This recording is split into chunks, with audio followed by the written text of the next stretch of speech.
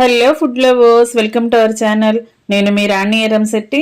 Friends, పూర్ణాలు చేసుకోవాలి అంటే ఎప్పుడు కూడా శనగపప్పు పూర్ణాలే కాదండి, ఒక్కసారి పెసరపప్పుతో కూడా ఈ పూర్ణాలు అనేవి చేసి చూడండి. ప్రాసెస్తో మీ అందరికీ కూడా ఈ రెసిపీ అనేది చాలా బాగా నచ్చుతుంది. ఎప్పుడు పల్లి పూర్ణాలు శనగపప్పు పూర్ణాలే కాదు, పెసరపప్పు పూర్ణాలు కూడా చాలా చాలా టేస్టీగా ఉంటాయి. ఆ ప్రాసెస్ అంతా ఛానల్కి వెళ్ళి వీడియో ఓపెన్ చేసి చూడండి. అలాగే రిలేటెడ్ వీడియోలో కూడా ఈ రెసిపీకి సంబంధించిన లింక్ అనేది ఉంటుంది, ఓపెన్ చేసి చూడండి. పండగ సందర్భాల్లో కానీ పూర్ణాలు తినాలి అని ఎప్పుడు అనుకుంటే అప్పుడు చాలా ఈజీగా చేసుకోవచ్చండి.